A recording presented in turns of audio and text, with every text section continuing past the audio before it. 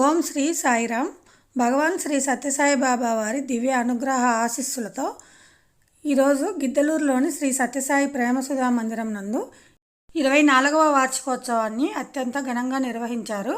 ఉదయం 5 గంటలకే ఓంకారం, సుప్రభాతము, నగర సంకీర్తన, ఉదయం 10 గంటలకు సత్యసాయి సహస్రనామ పూజ జరిపించారు. మధ్యాహ్నం 1 గంటకు మహామంగళహారతి, తర్వాత అన్నప్రసాద వితరణ గావించారు. ఓం శ్రీ సాయిరామ్.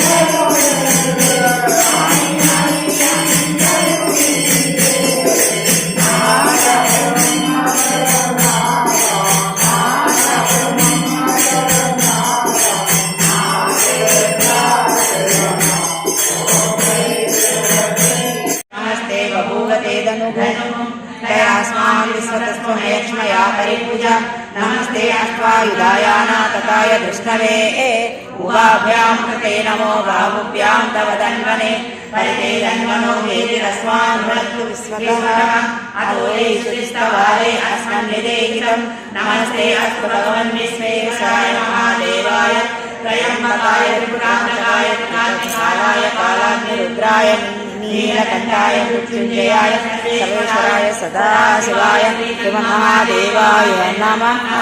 नमो हिरण्यवाहवे सेनाने दिशाचपतये नमो नमः। वृक्षेभ्यो हरिकेशेभ्यो पशूनां पतये नमो नमः। स्वस्तिजराय श्रीमते पदीनां पतये नमो नमः। बभ्रुषाय विव्याधिवेन्नानां पतये नमो नमः। अनिकेशायोपवीतिने पुष्टानां पतये नमो नमः। भवत्सेत्यैतरां पतये नमो नमः। रुद्राय तथाविनेक्षेत्राणां पतये नमो नमः। सूत्राय अन्याय वनानां पतये नमो नमः। रुद्राय स्तये वृक्षाणां पतये नमो नमः। मन्त्रिणे वासियाय दक्षाणां पतये नमो नमः। वन्दे वायुस्तुताय शरीरां पतये नमो नमः। शेषाय कन्नयते श्री सत्यसाई सद्गुरवे नमः। ओम श्री साई अकार रूपाय नमः। ओम श्री साई अकल्मषाय नमः। ओम श्री साई अखंड परिपूर्ण सच्चिदानंदाय नमः। ओम श्री साई अखिलाधाराय नमः। ओम श्री साई अखिलांड कोटि ब्रह्मांड नायकाय नमः। ओम श्री साई अखिलेश्वराय नमः। ओम श्री साई अगणित